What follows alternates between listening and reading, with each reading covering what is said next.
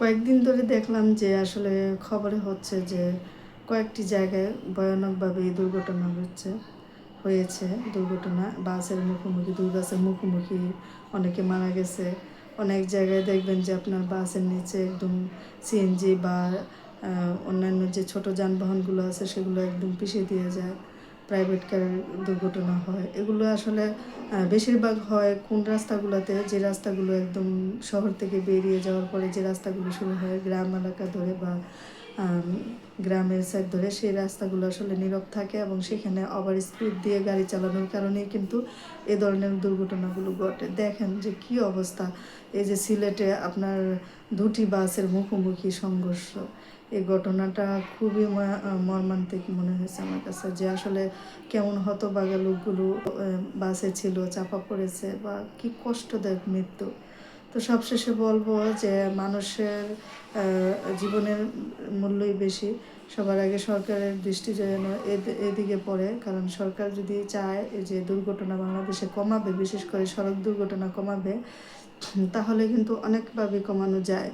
আমার মতো মনে হয় যে মাননীয় প্রধানমন্ত্রী যদি চায় যে যে রাস্তাগুলো আপনার ডিভাইডার নিয়ে, সেই রাস্তাগুলোতে যদি ডিভাইডার ব্যবহার করা হয়, তাহলে কিন্তু এই দুর্ঘটনা অনেকাংশেই কমে আসবে আমার কেন জানি মনে হয়। কারণ বেশিরভাগ দুর্ঘটনাগুলো কিন্তু ওই ধরনের রাস্তায় হয় যে রাস্তায় ডিভাইডার নেই। তো যে ওই রাস্তাগুলোতে যখন গাড়ি চলে তখন হয় কি, তারা ওভারটেকিং করে বেশি, যার কারণে অ্যাক্সিডেন্টলি এই ঘটনাগুলো ঘটে যায়। আর আরেকটা জায়গায় সরকার যদি দেখে তো আরও ভালো হয়, সেটা হচ্ছে যদি দুর্ঘটনা কমানোর ইচ্ছা থাকে, সেটা হচ্ছে যে আপনার দেখবেন যে বেশিরভাগ ড্রাইভারই অদক্ষ, মানে তারা মূর্খ বেশিরভাগই। কীভাবে তারা যে সার্টিফিকেট পায়, মানে লাইসেন্স পায়, ড্রাইভিং লাইসেন্স, সেটা আসলে বোঝার বিষয়। কারণ ড্রাইভিং লাইসেন্স দেওয়ার আগে তো তাদেরকে যথাযথ পরীক্ষা নিরীক্ষা যাচাই বাছাই করা উচিত যে তাদের মানসিকভাবে তারা কতটা অ্যাক্টিভ। কারণ একটি ড্রাইভার কিন্তু অনেক কিছু, একটি ড্রাইভারের মানসিক প্রশান্তি বড় প্রশান্তি।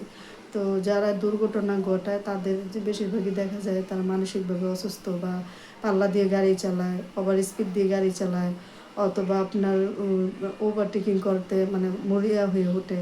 এসব কারণেই কিন্তু বেশিরভাগ জায়গায় এই বাস দুর্ঘটনাগুলো বা যানবাহনে যে লেগে দুর্ঘটনা ঘটে সেটা ঘটে।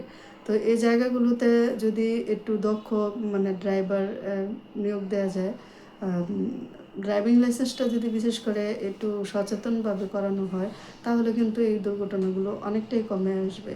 আর বেশিরভাগ ড্রাইভাররাই কিন্তু জীবনের মূল্য বোঝে না। তারা জীবনের মূল্য কীভাবে বুঝবে, তারা নিজেরা কিন্তু অতটা সচেতন না, দেখলেই বোঝা যায়।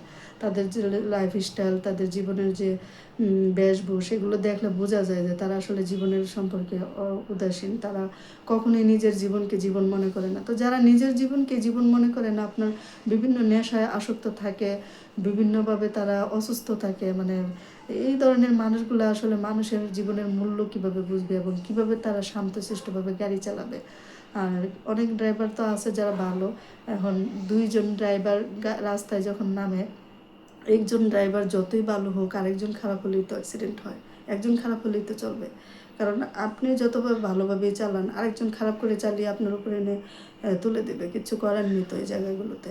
তো এই জায়গাগুলোতে আসলে প্রতিদিনই তাদের রেস্টের একটা ব্যবস্থা রাখা, তাদের মন মাইন্ড ফ্রেশ রাখার একটা মানে সময় বিরতি দেওয়া, এই সব বিষয়ে কিছু রোল প্রয়োগ করা দরকার, যেগুলো করলে আসলে তাদেরও ভালো লাগবে, বা তাদের যে যে জায়গাগুলোতে তাদের কিছু দাবি থাকে বা তাদের একটু চাহিদা থাকে, যে তাদের কোনো জায়গা হয়তো বা তাদের একটু ডিমান্ড থাকে, সেই জায়গাগুলোতে তাদেরকে সত্যিকার অর্থে ওই ডিমান্ড মেনে নেওয়া, ওই কন্ডিশন মেনে নিয়ে তাদেরকে তাদের মতো করেই স্বাধীনতা দেওয়া, যাতে তারা বুঝতে পারে যে আমার কাজটাই সবার আগে, এবং দায়িত্বশীলভাবে যাতে তারা তাদের দায়িত্ব পালন করে সেটাই দেখতে হবে।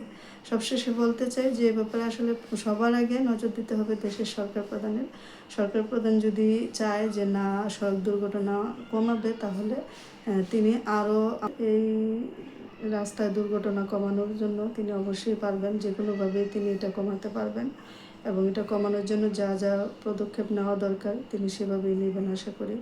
আল্লাহ হাফেজ।